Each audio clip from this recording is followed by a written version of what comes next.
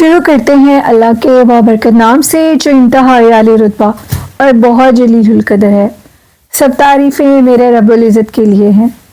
صلاۃ والسلام علیکہ یا سیدی یا رسول اللہ صلی اللہ علیہ وآلہ وسلم۔ اسکیری اردو ٹیلز کے معزز ناظرین کو السلام علیکم۔ حضور نبی کریم صلی اللہ علیہ وآلہ وسلم پر درود و سلام پڑھا کریں، اسے اپنی زندگی کا اہم حصہ بنا لیں۔ سیرت نبی صلی اللہ علیہ وآلہ وسلم کی کتابیں پڑھا کریں، قرآن پاک بما ترجمہ اور 5 ٹائم نماز پڑھیں۔ اور بڑھتے ہیں آج کی خوفناک کہانیوں کی طرف۔ آج کی پہلی خوفناک کہانی میرے ساتھ رباب عاصم نے شیئر کی، اور ان کا کہنا ہے کہ ان کی شادی کو تقریباً 10 سے 11 مہینے ہو چکے ہیں، اور اب ان پر اللہ کا فضل ہے، یعنی وہ پریگننٹ ہیں۔ ان کا کہنا تھا کہ ان کے ساتھ بہت عجیب و غریب واقعات پیش آئے۔ وہ کہتی ہیں کہ جب میری شادی ہوئی اور جس گھر میں گئی میں، وہ میرے فادر نے یعنی ان کے پیرنٹس نے ان کو گفٹ کیا، جس کی وجہ سے وہ سب کی نظر میں تھی، اور لوگ جیسے جیلس ہوتے ہیں، حسد کرتے ہیں، جو کچھ بھی تھا، خیر سب لوگ ان سے حسد کرتے تھے، جلتے تھے، یا جو بھی ان کی گندی نظر پڑی۔ اور خیر وہ کہتی ہیں کہ میں اپنے گھر میں شفٹ ہونے سے پہلے میں نے اپنے گھر میں پورے گھر میں انتظام کیا تھا اس قسم کا کہ میرے گھر کو نظر بد بھی نہ لگے، اور میرے گھر میں کچھ ایسا ویسا کوئی جنات کا اثر بھی نہ ہو۔ خیر کافی حد تک ان کے گھر میں سکون رہا، لیکن اس کے باوجود وہ کہتی ہیں کہ مجھے ہمیشہ محسوس ہوتا تھا کہ جیسے کوئی میرے گھر میں موجود ہو۔ جب میں اکیلے میں ہوتی تھی تو مجھے اس کی موجودگی کا احساس ہوتا تھا۔ مجھے یوں لگتا تھا کہ جیسے کوئی مجھے دیکھ رہا ہو، کوئی میرے قریب ہو۔ جیسے ہی شام ہوتی تھی تو کوئی چیز واضح طور پر مجھے سلانے کی کوشش کرتی تھی۔ میں شام ہوتے ہی سو جاتی تھی۔ چونکہ میں اپنے گھر میں اکیلی رہتی تھی، اس لیے اکیلے میں ہی میرے پر زیادہ اٹیک ہوتے تھے۔ ایک عورت جو کہ بلیک لباس میں مجھے اپنے گھر کے اندر نظر آتی تھی، کبھی آتے ہوئے کبھی جاتے ہوئے، اور اس کی عجیب و غریب سی آوازیں، اور وہ آوازیں یہ مجھے کہتی تھیں کہ اس گھر سے چلی جاؤ۔ اور پھر وہ کہتی ہیں کہ مجھے اکثر عجیب و غریب خواب بھی آتے تھے۔ پہلے تو میں ان کو اپنا وہم سمجھتی تھی کہ شاید یہ میرا وہم ہو، کہ اس حالت میں خواتین کے ساتھ ایسے ہوتا ہے ان کے مطابق، لیکن وہ کہتی ہیں کہ اس کے ساتھ ساتھ یہ میرا وہم اب یقین میں تب بدلنے لگا جب وہ عورت مجھے اپنے سامنے اکثر لیٹے ہوئے بھی دکھائی دیتی تھی جب میں اپنے روم میں اکیلی ہوتی تھی۔ اس کا مجھے اس طرح دکھائی دینا اور میرے قریب رہنا مجھے بہت خوف زدہ کر دیتا تھا۔ پھر مجھے عجیب و غریب خواب آتے تھے، اور ان خواب میں دیکھتی تھی کہ ایک پیلے کلر کا سانپ ہے جو کہ سامنے گھر سے میرے گھر کے لان کے اندر آ رہا ہے۔ میرے لان میں بڑے بڑے درخت لگے ہیں، اور ان درختوں کے قریب سے وہ سانپ میرے گھر کے اندر آنے کی کوشش کرتا ہے۔ جیسے ہی میں شور مچاتی ہوں تو وہ سانپ میرے گھر سے باہر نکل کر میرے گھر کے جو لان تھے ان کے اوپر جو درخت تھے ان کے اوپر چڑھ جاتے ہیں۔ اور اس کے بعد میں یہ دیکھتی ہوں کہ میرے انہی لان کے اندر، گھر کا جو لان ہے ادھر 2 بچے ہیں، ایک لڑکا ایک لڑکی، جو کہ درخت پر بیٹھے ایک دوسرے سے کچھ چیزیں کھینچتے کھاتے اور ایک دوسرے کو ایسے مارتے ہوئے دکھائی دیتے ہیں۔ یہ سب کچھ جو مجھے لاسٹ میں انہوں نے بتایا وہ ان کو خواب میں نظر آتا ہے، لیکن وہ کہتی ہیں الحمدللہ میں بالکل ٹھیک ہوں اور اسی گھر میں رہتی ہوں، اور یہ سب چیزیں میرے ساتھ واقعات ہوتے رہتے ہیں۔ تو یہ کہانی تھی رباب عاصم کی۔ بہت شکریہ، اور اللہ پاک ہر کسی پر اپنا رحم کرے اور ایسی مخلوقات سے بچا کے رکھے۔ اور بڑھتے ہیں آج کی سیکنڈ خوفناک کہانی کی طرف۔ یہ کہانی آج کی نیکسٹ خوفناک کہانی عابد نے شیئر کی، اور عابد کہتے ہیں کہ میں کراچی میں رہتا ہوں اور مدنی اپارٹمنٹس کے متعلق آپ کے ساتھ کچھ خوفناک واقعات شیئر کروں گا۔ 2024 کی بات ہے، سٹارٹ کی جنوری کا موسم تھا جب ہم مدنی اپارٹمنٹس کے ایک اپارٹمنٹ میں شفٹ ہوئے، اور اس اپارٹمنٹ کا جو ہم نے اس کو خریدنے کی کوشش کی، کیونکہ جو میرے والد صاحب تھے وہ بیسیکلی ٹینٹ کا کام کرتے تھے، جو شادی بیاہ کے موقع پر، فوتگی کے موقع پر لوگوں کو ٹینٹس دیے جاتے ہیں، وہ ان کی اپنی شاپ تھی۔ میرے والد نے اتنے پیسے اکٹھے کر لیے تھے کہ ہم لوگ اپنا ایک گھر خرید سکتے تھے، لیکن بہت بڑا نہیں، ایک اپارٹمنٹ ہم خرید سکتے تھے۔ ہم نے 3 کمروں کا مدنی اپارٹمنٹ جو کہ کراچی میں، وہاں پر ایک اپارٹمنٹ خریدنے کی کوشش کی، جس کے متعلق ہمیں پتہ لگا کہ اس اپارٹمنٹ کے اندر بھوتوں کا بسیرا ہے۔ ہمیں ارد گرد کے لوگوں نے یہ بات بتائی۔ ہم نے اللہ کا شکر ادا کیا اور کہا کہ شکر ہے کہ ہمیں پہلے پتہ لگ گیا۔ میرے ابو بہت سخت طبیعت کے ہیں اور ایسی چیزوں پہ یقین نہیں کرتے اور نہ ہی جلد لوگوں کی باتوں میں آتے ہیں۔ انہوں نے مالک مکان سے جب بات کی، جو اپارٹمنٹ کا مالک تھا، اس کے مطابق یہ لوگ بالکل جھوٹ بول رہے ہیں۔ یہ اپارٹمنٹ ان کو، جو مالک مکان تھا، جو اس اپارٹمنٹ کا مالک تھا، اس کے بڑے بھائی کی یہ رہائش گاہ تھی۔ وہ کافی بیمار تھے، ہاں وہ ایک عامل تھے، اور اس گھر میں وہ کافی عملیات کرتے رہے تھے، لیکن وہ اس شخص کا کہنا تھا کہ میں خود بھی 1-2 ماہ اس اپارٹمنٹ کے اندر رہا، لیکن میرے بچوں کی پڑھائی کا مسئلہ تھا جس کی وجہ سے 2 ماہ کے بعد مجھے اسے چھوڑنا پڑا۔ اس کا میں نے اس لیے اس کے پیسے سیل کرنے کے تھوڑے رکھے ہیں کہ اگر کوئی خریدنا چاہے تو خرید لے، کیونکہ یہ میرے بھائی کے حصے کی جائیداد تھی جو میرے حصے میں آئی۔ اس کو میں اگر رکھ بھی لوں تو میرے لیے کوئی فائدہ یا نقصان نہیں ہے، اگر یہ بک بھی جائے تو کوئی فائدہ نہیں ہے یا نقصان نہیں ہے، خریدنا چاہیں تو خرید سکتے ہیں، میرے پاس اپنی بہت جائیداد ہے۔ خیر ان کا کہنا تھا کہ اگر آپ کا دل مانتا ہے تو لے لیں ورنہ مت لیں۔ خیر میرے ابو نے، عابد کہتے ہیں کہ اس اپارٹمنٹ کو لینے کی حامی بھر لی۔ ہم لوگ اس اپارٹمنٹ میں شفٹ ہو گئے۔ اس کے 3 روم تھے اور اوپر سب سے اوپر والے فلور میں ہم لوگ رہتے تھے اور اوپر ایک چھت بھی تھا۔ جیسے ہی ہم لوگ ادھر شفٹ ہوئے 2-3 دن گزرے، ہمیں ایسا کچھ محسوس تو نہیں ہوا۔ خیر میرا چھوٹا بھائی عابد کہتے ہیں کہ وہ چھت پر بیٹھا، سردیوں کا موسم تھا، جنوری کے موسم کی بات ہے، 2024 کے سٹارٹ کی۔ میرے بھائی اوپر دھوپ میں بیٹھا تھا۔ میری امی اور میری بہنوں سے کب سے آواز لگا رہی تھیں کہ نیچے آؤ نہا لو، کافی لیٹ ہو رہا ہے، دھوپ ختم ہو جائے گی تو تم بیمار ہو جاؤ گے۔ اب جیسے ہی میری بھائی کو امی نے آواز لگائی تو ایک مردانہ ایک بڑی آواز آئی اور کہنے لگی کہ میں نہاتا نہیں ہوں، میں نیچے نہیں آؤں گا۔ یہ آواز میرے بھائی کی نہیں تھی، میرا بھائی 15 سال کا ایک بچہ ہے اور یہ آواز ایک 50 سے 55 سال کے شخص کی تھی۔ یہ آواز سننے کے بعد میری امی کافی حیران ہوئی، جو کہ میری امی نے ہی وہ آواز سنی۔ تھوڑی دیر گزری تو میری امی نے دوبارہ میرے بھائی کو آواز لگائی اور اس کو بلایا تو پھر آگے سے اسی شخص کی آواز آئی۔ امی میرے بھائی کے پاس اوپر گئیں اور کہنے لگیں کہ میں تمہیں کب سے بلا رہی تھی، تم کس آواز میں مجھے جواب دے رہے تھے؟ میرے بھائی کا کہنا تھا کہ مجھے آپ کی کوئی آواز نہیں آئی، میں نے آپ کی آواز نہیں سنی۔ اب میری امی اس کو وہم قرار سمجھ کے یہ بات انہوں نے ابھی تک کسی سے شیئر نہیں کی تھی۔ رات کا ٹائم تھا اور میری بہن بھائی کو کھانے کے لیے بلا رہی تھی، اور جیسے انہوں نے اس کا نام لیا تو اس کا نام لینے کے بعد پھر اسی شخص کی آواز آئی، اور یہ آواز اب صرف میری بہن نے سنی۔ اتفاق کی اور سب سے بڑی بات یہ تھی کہ وہ آواز اسی شخص کو آتی تھی جو اس کو آواز لگاتا تھا۔ اب امی اور بہن نے یہ بات ایک دوسرے سے شیئر کی اور اس کے بعد انہوں نے ہمیں یہ بات بتائی۔ میرے ابو تو اس چیز کو بالکل نہیں مان رہے تھے اور یہ کہہ رہے تھے کہ ایسا کچھ نہیں ہوتا۔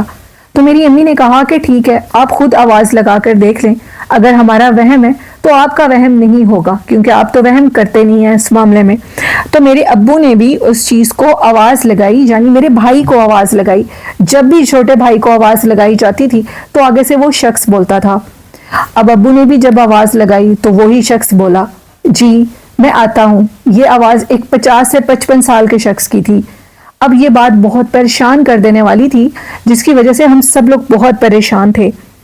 خیر اب ہم گھر خرید چکے تھے اور اس کے بعد ہم نے ایک عامل سے رابطہ کیا۔ وہ عامل ہمارے گھر آیا اور اس نے ہمارے گھر میں کوئی عمل کیا اور دھونی دینی شروع کی۔ جیسے ہی اس نے ہمارے گھر میں دھونی دینا شروع کی تو ساری دھونی پورے اپارٹمنٹ میں دھواں پھیلنے کے بجائے ایک راستے کے ذریعے، یعنی جو باہر مین دروازہ تھا ہمارے اپارٹمنٹ کا، اس راستے سے دھواں باہر کی طرف جا رہا تھا۔ یہ منظر دیکھنے کی دیر تھی، حیران اور پریشان تھے کہ آخر یہ کیا ماجرا ہے۔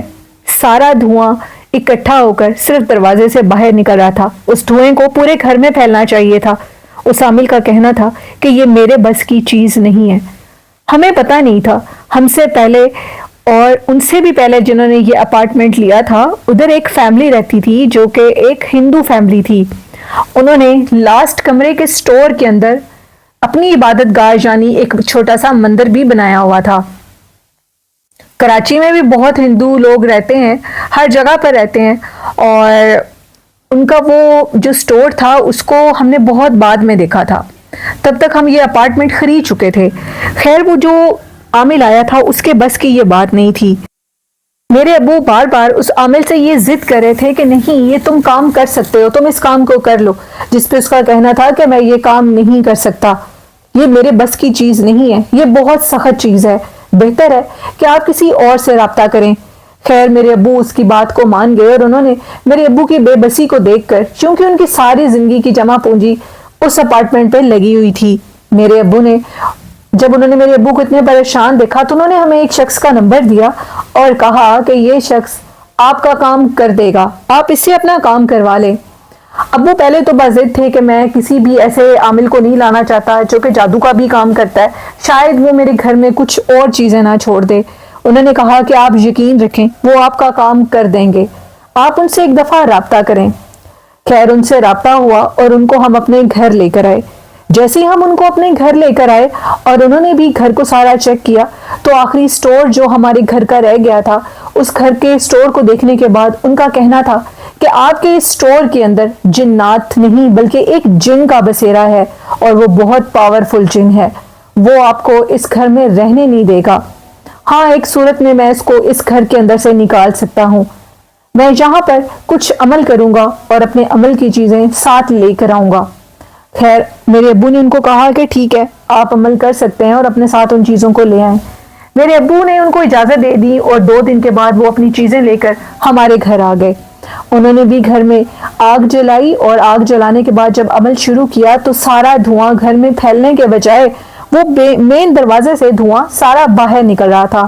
یہ بات بہت حیران کر دینے والی تھی کہ آخر اتنے بڑے عامل ہو کر ان سے بھی یہ کام نہیں ہو رہا۔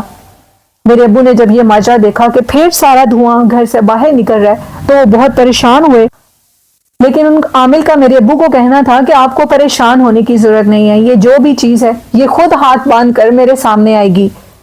ہمارے اس سٹور کے اندر جو ایک چھوٹا سا مندر تھا، ان کا کہنا تھا کہ ان سب چیزوں کو جو کہ ہندو دھرم سے تعلق رکھتی ہیں، آپ ان سب چیزوں کو اپنے گھر سے ان کا صفایا کریں، ان کو ریموو کر دیں اور ادھر آپ اپنی نماز گاہ بنا لیں، یعنی ادھر نماز پڑھیں۔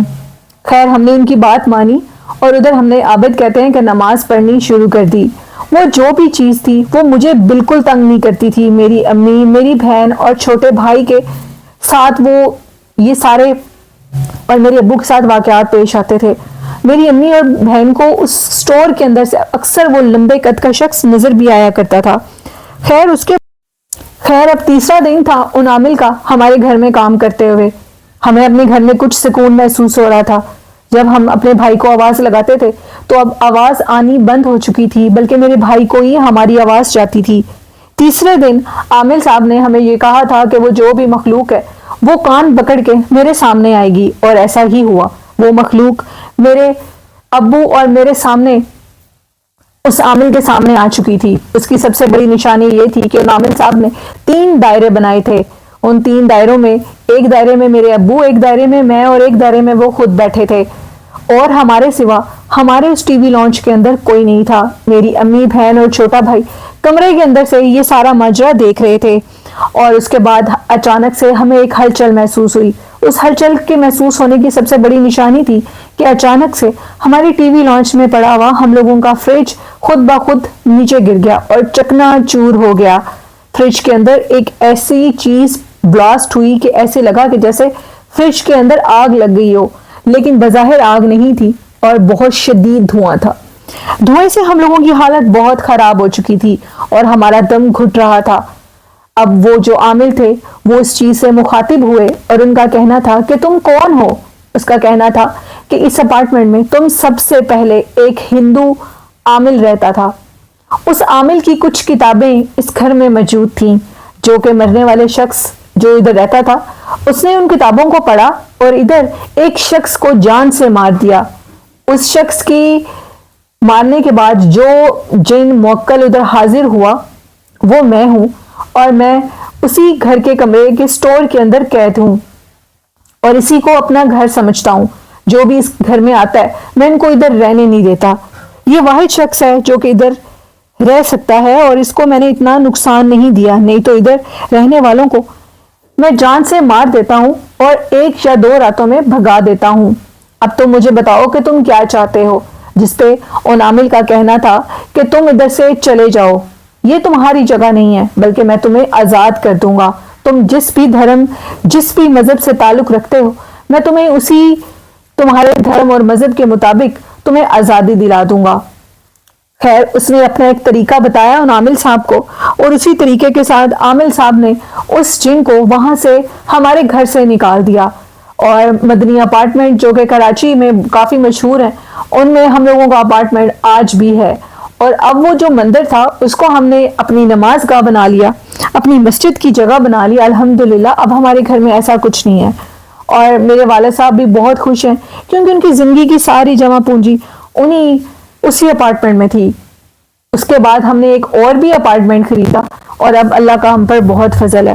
یہ کہانی تھی عابد کی، جو کہ انہوں نے کراچی سے شیئر کی۔ بہت شکریہ عابد اپنی سٹوری شیئر کرنے کے لیے۔ تو بڑھتے ہیں آج کی لاسٹ خوفناک کہانی کی طرف۔ یہ خوفناک کہانی عمران نے شیئر کی، اور عمران کا کہنا تھا کہ آپ نے جو ایک سٹوری شیئر کی کہ جس چڑیل کو لوگ اپنے وش میں کرتے ہیں، اپنے کنٹرول میں کرتے ہیں، اور اس کے بعد اسے مختلف کام لیتے ہیں، ایسی ایک کہانی میں آپ کے ساتھ شیئر کروں گا۔ ایک لڑکا جو کہ میری آفس میں کام کرتا تھا، اور وہ اپنی جاب سے بہت زیادہ فیڈ اپ تھا۔ اس کے پاس جو بھی وہ جاب تھی اس سے اس کے گھر کا سرکل پورا نہیں ہو رہا تھا، وہ اپنے بیوی بچوں کے اخراجات پورے نہیں کر پا رہا تھا، جس سے وہ بہت پریشان تھا۔ وہ کہتا ہے کہ میں اس قدر پریشان تھا کہ ایک رات میں نے سوچا کہ میں خودکشی کر لوں۔ اگر خودکشی حرام نہ ہوتی تو شاید میں کر لیتا۔ پھر اپنے بچوں کا جب چہرہ اور اپنی بیوی کو دیکھتا تھا تو مجھے خوف آتا تھا کہ یہ میرے بعد کیا کریں گے۔ خیر، ایک دن میرے اس دوست کا کہنا تھا کہ میں مارکیٹ میں کسی کام کے سلسلے میں گیا، اور اچانک میرے سامنے ایک عجیب سا ایک شخص آیا جو کہ ایک سادھو بابا ٹائپ لگ رہا تھا۔ اس کو دیکھنے کے بعد اس نے مجھے اپنی طرف بلایا، اور اس کو دیکھ کر میرے پاس کچھ کھانے کی چیزیں تھی جو کہ میں نے اسے بھی دے دی۔ اس نے کہا کہ آج تک میرے قریب کوئی نہیں آیا، تم واحد شخص ہو جو کہ میرے قریب آیا اور مجھے کھانا کھانے کے لیے دیا، بتاؤ تم کیا چاہتے ہو۔ میں کافی حیران ہوا، اور اس کا کہنا تھا کہ اگر تم کسی بھی وجہ سے پریشان ہو تو میں تمہاری پریشانی کا حل نکال سکتا ہوں۔ میں نے جب اس سے پوچھا کہ وہ حل کیسے نکلے گا، جس پہ اس کا کہنا تھا کہ فلاں جگہ کے قبرستان میں کل رات 12 بجے آ جانا۔ بات تو کافی ڈرا دینے والی تھی، لیکن میں 12 بجے گیا کیونکہ میں اپنی پریشانی کا حل چاہتا تھا۔ جیسے ہی میں ادھر پہنچا رات 12 بجے تو وہ شخص ادھر بیٹھا قبرستان میں آگ لگائے کچھ پڑھ رہا تھا، اور وہ ایک نان مسلم تھا۔ اس کا کہنا تھا کہ میں تمہیں ایک 41 دن کا عمل دوں گا، 41 دن کے بعد تمہارے وش میں ایک چڑیل آ جائے گی۔ اگر جس کے وش میں چڑیل آ جائے وہ شخص اس سے ہر قسم کے کام کروا سکتا ہے۔ اور کہتے ہیں کہ میرے اس دوست نے 41 ڈیز کا عمل بھی کیا۔ جیسی 41 ڈیز لاسٹ ڈے تھا اس کے عمل کا، تو اس کی بیوی کی حالت بہت خراب ہونے لگی تھی۔ اس کی بیوی میں دیکھ کر ایسے لگتا تھا کہ جیسے اس کے اندر بالکل بلڈ ختم ہو گیا ہو۔ 41ویں دن وہ خوبصورت روپ میں ایک عورت اس کے سامنے آئی اور کہنے لگی کہ میرے آقا بتاؤ تم کیا چاہتے ہو، جس پہ اس نے اس کو اپنی ساری پریشانیاں بتائیں۔ اس عورت کا کہنا تھا کہ اب میں تمہارے ساتھ تمہاری بیوی بن کے رہوں گی، تو مجھے اپنے سے دور نہیں کرو گے۔ دن بدن اس کی بیوی کی حالت خراب ہوتی جا رہی تھی، اور اس چیز کو وہ سمجھ چکا تھا کہ جب سے اس نے اس مخلوق کو اپنے کنٹرول میں کیا ہے تب سے ہی اس کی بیوی کی حالت خراب ہو رہی ہے۔ اس کے باوجود اس نے اس کا کوئی حل نہ نکالا، اور اس کی بیوی کی ڈیتھ ہو گئی۔ وہ اس چڑیل کے ساتھ اپنی بیوی کے روپ میں رہنے لگا، اور جو کچھ اس کے مسئلے مسائل ہوتے تھے وہ اس مخلوق کو اپنے پاس بلاتا تھا تو وہ اس کے حل کر دیتی تھی۔ وہ اپنے آفس کے باس سے بہت زیادہ تنگ تھا، اور اس نے اس چڑیل کو اسی کے پیچھے یعنی باس کے پیچھے بھی لگا دیا۔ کچھ دنوں کے بعد اس باس کی بھی ڈیتھ ہو گئی۔ وہ ہر قسم کے شیطانی کام میں پڑ چکا تھا۔ جب اس کی بیوی مر گئی تو وہ ایک لڑکی سے شادی کرنا چاہتا تھا۔ جب اس لڑکی نے شادی سے انکار کیا تو اس نے اسی چڑیل کو اس لڑکی کے پیچھے لگا دیا۔ شاید وہ جانتا نہیں تھا کہ وہ لڑکی بھی عبادت گزار تھی، 5 ٹائم کی نماز عبادت گزار لڑکی تھی۔ جیسے ہی وہ چڑیل اس کے قریب جاتی تھی تو وہ اس شخص کو آ کر کہتی تھی کہ اس کے ارد گرد ایک بہت حفاظتی چیز ہے جو کہ مجھے اس تک جانے نہیں دیتی۔ خیر، اس لڑکی کو بھی اس نے کچھ حد تک بیمار کیا، لیکن اس کے اثرات موت کی حد تک نہ جا سکے۔ پھر اس کے بعد اس کی اس حرکت کے متعلق تب راز کھلا جب اس کے بچوں کو بھی اس مخلوق نے تنگ کرنا شروع کر دیا۔ وہ مخلوق اس کے ساتھ اکیلے رہنا چاہتی تھی اور یہ کہتی تھی کہ تمہارے بچے بھی تمہارے ساتھ نہ رہیں۔ تب اس نے یہ بات اپنے ایک دوست کے ساتھ ڈسکس کی اور کہا کہ میں اسے اپنی جان کیسے چھڑواؤں۔ پھر اس نے اس بابا کو کافی ڈھونڈا لیکن وہ بابا اس کو کہیں نہیں ملا۔ پھر وہ بھی ایک عامل کے پاس گئے اور ان عامل نے اس کی اس گندی مخلوق سے جان چھڑوائی۔ چڑیل ایک بہت سخت قسم کی چیز ہوتی ہے، اس کو کنٹرول کرنا بھی مشکل ہے، اور اگر یہ کنٹرول میں آ جائے تو یہ آپ کے خاندان کے کسی بندے کو آپ کے قریب نہیں آنے دیتی بلکہ سب کو مار دیتی ہے۔ پھر اس کے بعد وہ کہتے ہیں کہ بڑی مشکل سے، یہ ایک بہت لمبی سٹوری ہے، اس کی اس سے جان چھوٹی، اس نے کافی عمل کیے، قبرستان میں جا کر اس مخلوق سے اپنی جان چھڑوانے کے لیے اللہ سے معافی مانگی، توبہ استغفار کیا، لیکن اس نے 2 قتل تو کر دیے تھے، اپنی بیوی کا، اپنے باس کا، اور پھر اس نے کافی پراپرٹی بھی بنائی تھی۔ وہ کہتے ہیں کہ اس کے پاس بہت پراپرٹی آئی اس کی بیوی کی ڈیتھ کے بعد، اس مخلوق نے اس کو بہت کچھ دیا اور وہ راتوں رات بہت امیر بھی ہو گیا، لیکن جیسے اس نے اس سے اپنی جان چھڑوانے کی کوشش کی تو اس کو اتنا اس کا دیوالیہ ہوا کہ اس کا سب کچھ بک گیا اور وہ روڈ پہ آ گیا، اس کے بچوں کی بھی ڈیتھ ہو گئی۔ یہ اتنے سخت قسم کے عملیات ہوتے ہیں، اور پھر اس کے بعد اس کی جان چھوٹ گئی، لیکن کہتے ہیں کہ وہ شاید خود بھی پاگل ہو چکا تھا اور انہی روڈز کے اوپر اس کی ڈیتھ ہو گئی۔ عمران کہتے ہیں کہ یہ سٹوریز بالکل سچ اور حقیقت پہ مبنی ہوتی ہیں، ایسے کاموں میں بالکل نہیں پڑنا چاہیے، بلکہ آپ عبادت اور ریاضت کے ذریعے اللہ تک پہنچیں اور اپنا ہر کام کروائیں۔ اور یہ بھی بالکل حقیقت ہے کہ اگر آپ اللہ کو منانا چاہتے ہیں تو آپ اللہ کی عبادت کریں۔ جوانی کی عبادت اللہ کو بہت پسند ہے، اور جتنا ہو سکتا ہے اپنے اللہ کو راضی کریں اور ان کی عبادت کریں، اچھے کام کریں، نیک اعمال کریں، تو آپ کو اللہ سب کچھ دے گا، اور اللہ جتنا دیتا ہے اس میں راضی ہونا سیکھیں، الحمدللہ کریں، تو آپ کو اللہ اور زیادہ عطا کرے گا۔ یہ تھی آج کی خوفناک کہانیاں۔ آپ لوگوں کو کیسی لگیں اپنا فیڈ بیک مجھے ضرور دیا کریں۔ اس لیے میں ڈیلی سٹوری شیئر نہیں کرتی کہ ویوز کم آتے ہیں، اور ایک دن کے بعد سٹوری شیئر کرتی ہوں۔ والدین جیسی خوبصورت نعمت کی قدر کریں، ان سے محبت اور پیار کریں۔ نیلم کو اجازت دیجیے، اپنا اور اپنے والدین کا خیال رکھیے گا، مجھے اور میرے والدین کو اپنی ڈھیروں دعاؤں میں یاد رکھیے گا۔ اللہ پاک آپ سب کا حامی و ناصر ہو۔ اللہ حافظ۔